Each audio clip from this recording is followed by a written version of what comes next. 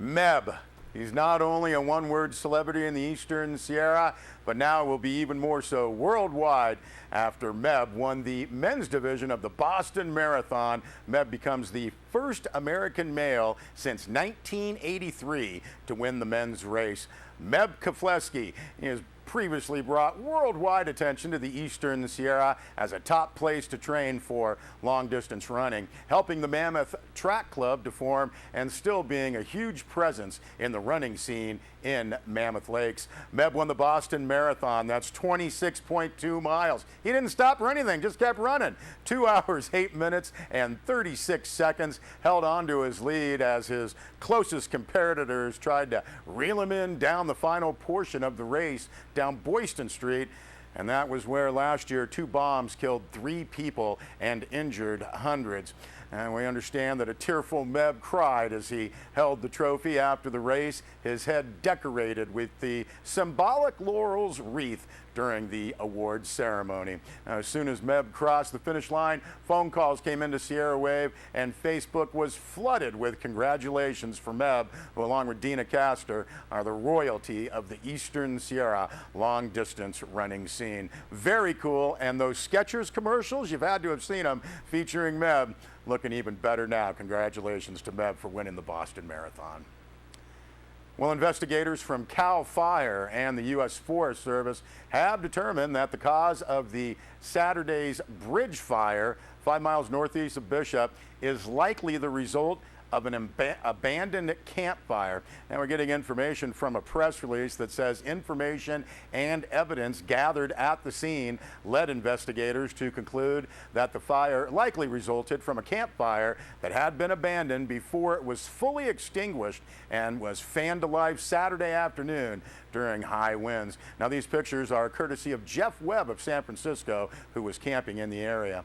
CAL FIRE investigators are requesting help from anyone who may have information related to activity in the area. Tipsters may call 800-468-4408 and may remain anonymous. Now, said Division Chief Paul Melendres, quote, "We were fortunate no firefighters were injured while fighting the fire.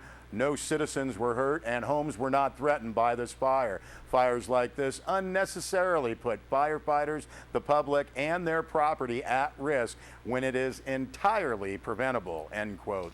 Now, a burn suspension is currently in effect on state responsibility lands throughout Inyo and Mono counties, and you can see our website, sierrawave.net, for all those restrictions. And there's restrictions on campfires, cooking fires, warming fires, and burn permits. Now, at last word, the bridge fire had burned 113 acres and was expected to be contained Tuesday. On Sunday, the fire stood at 75% containment, with firefighters continuing to build a containment line around the edge of the fire. They worked hard to mop up hot spots in the fire area. 7 agencies responded with 141 personnel, 7 fire engines, 1 bulldozer, 1 water tender, and 8 airplanes or choppers.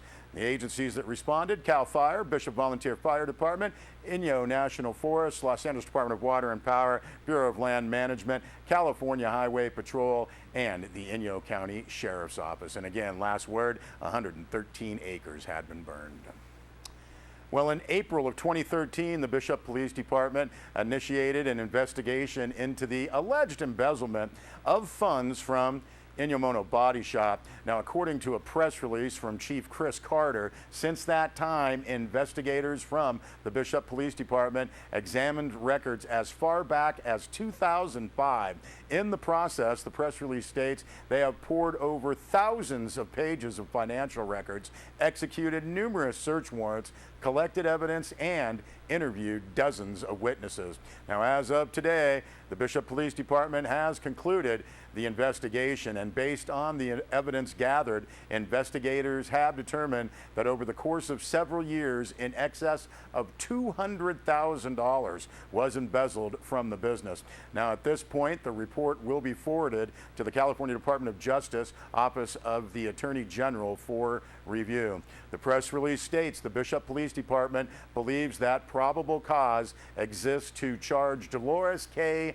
Lola Marsh, a former employee of Inyo Mono Body Shop, with numerous crimes. Those crimes include multiple counts of burglary, grand theft, embezzlement, concealing stolen property, forgery, and making false record entries.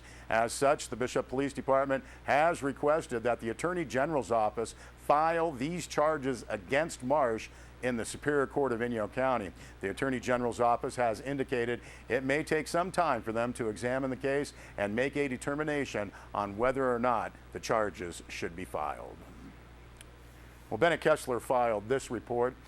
The powers that be in Washington reportedly want the project done. The Forest Service and BLM signed off on Ormat Geothermal's environmental document in a record 7 days in the face of an apparent fast track, plans for geothermal expansion, and up to 16 new groundwater wells have caused grave concerns about impacts on Mammothtown water supply. The Mammothtown Council voted last week to sign a letter of support for Mammoth Community Water District over this troubling issue, and that letter will go to legislators and agencies. Now, the Mammoth Community Water District appealed the federal environmental approvals of Ormat's expansion plans. The Forest Service denied the appeal, and BLM is considering it. The Great Basin Air Pollution Control District has not approved Ormat's EIR and has held out for monitoring and mitigation plans. Now, Water District Board member Tom Cage said while renewable energy like geothermal is a good thing, not at the expense of Mammoth's underground water supply. Cage said that Ormat has had 2 new wells pumping since 2006, and there are measurable impacts. With 14 to 16 more new wells in the expansion plan, concerns are high. Cage emphasized that the district just wants a monitoring and mitigation plan to assure safe reliability of the water supply for years to come. Cage said without proper protection, the district will, quote, fight this to the bitter end. We're not going to be intimidated or bullied, end quote.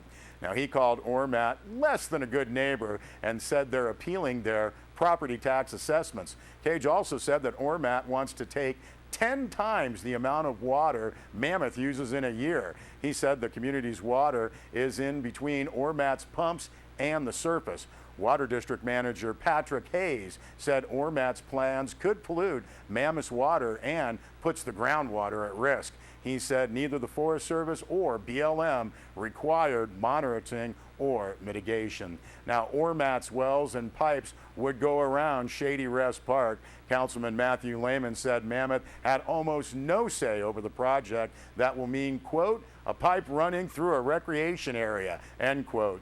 John Wentworth of Mammoth Lakes Trails said that while green energy needs to succeed, there is no mitigation for Ormat's recreational impacts. He said the company would send someone to a meeting of the Mammoth Lakes Trails and Public Access April 24th. Wentworth said in Mammoth, the door to being a good neighbor has never been closed. Now, Planning Commissioner Mickey Brown suggested calling Ormat names such as bully and plunderer should be eliminated. Manager Hayes stood up for the seriousness of the issue. He said a BLM manager told him that from Washington, quote, his bosses said they want the Ormat project to go. Thankfully, APC Director Ted Shady is holding out for monitoring and mitigation, end quote. Now, Planning Commissioner Dave Harvey said fear is being spread in town over this project and that he would like to see, quote, people in the sandbox play nice, end quote. He faulted those who have denounced Ormat for being a foreign company.